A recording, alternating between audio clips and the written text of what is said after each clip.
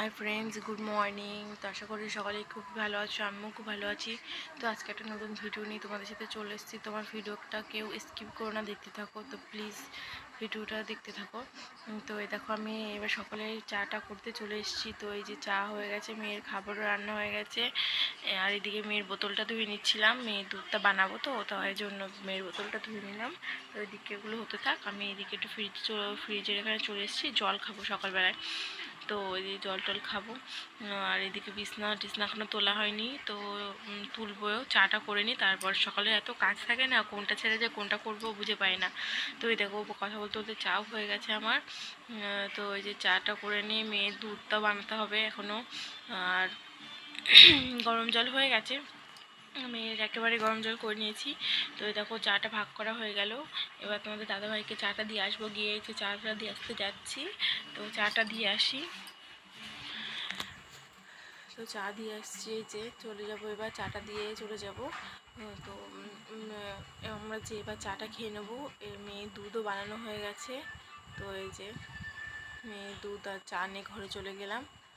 তো এবার আমি চাটা খেয়ে নেব। তো চাটা খেয়ে নিয়ে এখনও বিছনা তুলবো, ঘর মুছবো, তারপরে হচ্ছে গিয়ে রান্না বান্না অনেক কাজ আছে এখনও। আজকে আবার মঙ্গলবার, আমাদের নিরামিষ। তো কী রান্না করবো ভেবেই পাই না, আমি এত পাগল হয়ে যাই। মানে এই দিন দুটোতে যে কী রান্না করব আমি ঠিক বুঝে পাই না। তো যাই হোক, ভেবেচিন্তে রান্নাবান্না করলাম। 3-4 রকমের রান্না হয়ে গেছে। নিরামিষের দিন মনে হয় বেশি রান্না করতে হয়, ভালো লাগে না, পদে পদে না রান্না করলে যেন খাওয়া যায় না।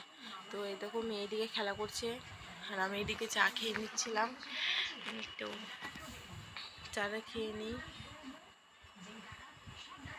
তো এই চাটা খেয়ে আবার বিছনাও তোলা আছে, এখনও বিছনা তুলতেও আরও 1 ঘন্টা। এত কাজ, বিছনা তুলতে যেন দিন শেষ হয়ে যায়। কতগুলো বালিশ, কতগুলো কিছু, কত কিছু সরিয়ে সরিয়ে নামিয়ে আবার ঠিকঠাক করতে হয়। প্রত্যেক দিনের এই রুটিন আমার। এগুলো নামাও, আবার ওগুলো তোলো, এই হচ্ছে কাজ। তো এগুলো তুলে তুলে নিই।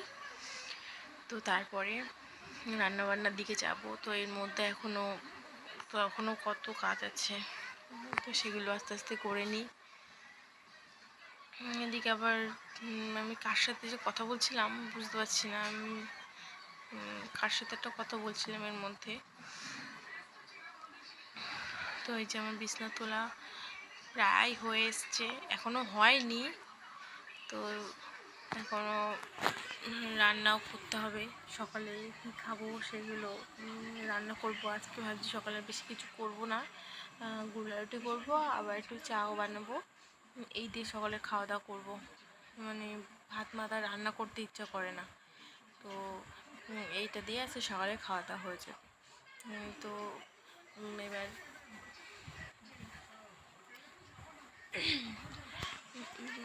বিছনা মোটে তোলা শেষ হচ্ছে না। বিছনা করতেও টাইম লাগে, তুলতেও টাইম লাগে। অনেকটাই টাইম লেগে যায়। এটা পাতো ওটা পাতো, নাহলে মেয়ে হিসু করে দেবে, পটি করে দেবে। এই জন্যই তো সব ঠিকঠাক করে না রাখলে হয় না। তো এই বিছনাটাও প্রায় তোলা হয়ে গেছে। তো এবার আমি চলে যাব রুটি করতে। তোমার এর মধ্যে ছাদে গিয়ে জামা কাপড় ধুয়ে দিয়ে এসেছি, তারপরে আসলাম রুটি করতে।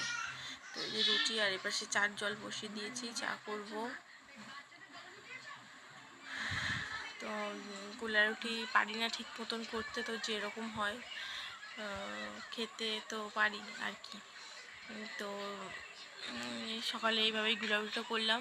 অন্য দিনকে পেঁয়াজ টিয়াজ দিয়ে করি, ওটা বেশ ভালোই লাগে খেতে। তো আজকে তো আবার মঙ্গলবার, তো ওই জন্য আজকে এইভাবে করলাম আর চা করলাম, আর কিছু করিনি। তো এদিকে যে হয়ে গেছে, আর সকালে আমরা এবার খাওয়া দাওয়া করে নেব। তো সকালে খাওয়া দাওয়া করে মেয়েকে স্নান করিয়ে খাইয়ে দাইয়ে ঘুম পড়িয়ে দিয়ে চলে এসেছি। এবার এসে সবজিও কেটে নিয়েছি। তো এই যে উচ্ছে দিয়ে আলু দিয়ে ভাজা করছি, আর একটা পাঁচমিশালি ভাজা করব। এটা একটু কালো জিরা শুকনো লঙ্কা ফোড়ন দিয়ে এবার পাঁচমিশালি ভাজাটা দিয়ে দেবো। এর মধ্যে বেগুন আছে, গাজর আছে, একটু কলা আছে, কুমড়ো আছে, আলু আছে, এই সব দিয়ে এই ভাজাটা করবো আজকে। এই ভাজাটায় তেল বেশি হয়ে গেছিলো, তো লাস্টে ওই ছেঁকে ছেঁকে তুললাম। তো তেলটা অনেকটাই পড়ে গেছিলো, তো সেই তেলটা দিয়ে আমি আবার আলু আর হচ্ছে গিয়ে সয়াবিনটাকেও ভেজেছি, মানে এতটাই তেল আজকে দিয়ে ফেলেছি। তো তারপরে হচ্ছে গিয়ে এই যে টমেটো চাটনি করলাম আজকে। শ্বশুরমশাই বলছিল কি দেবে একটু টমেটো দিয়ে চাটনি করবো, অনেকগুলো তো টমেটো আছে, সেগুলো দিয়ে চাটনি করো। তো কীরকমভাবে করবো সেটাও বলে দিয়েছে উনি, তো সেইভাবেই করলাম আর কি। বেশি মিষ্টিও দিইনি, টকও দিইনি। তো যে মানে টমেটোটা দিয়ে হালকা মানে সেদ্ধ মতন করে নিয়ে তার মধ্যে হালকা একটু চিনি এই দিয়েছি, একটু লবণ দিয়েছি, ব্যাস হয়ে গেছে টমেটো চাটনি। তো এবার দেখো সয়াবিনটা রান্না করব। তো ওই যে মশলা করা হয়ে গেছে, এবার ওই জিরে আর শুকনো লঙ্কা, তারপরে গোটা গরম মশলা ফোড়ন দিয়ে এই যে মশলাও ঢেলে দিয়েছি, দিয়ে এবার মশলাটা ভালো করে কষিয়ে টষিয়ে নিয়ে তো এবার রান্না করব। আমার শ্বশুর আবার ডালটা খেতে চায় না অত, মানে ডাল ভালো লাগে না ওনার আর কি, কোনো ডালই খেতে চায় না। তো উনি যেভাবে বলে সেভাবেই রান্নাবান্না করি। তো ওনার মানে উনিও রান্নাবান্না ভালোই পারে, সব কিছুই রান্না করতে পারে। মানে 3 বছর, আমার বিয়ের আগে 3 বছর তো উনিই রান্নাবান্না করিয়ে খাইয়েছে এদেরকে।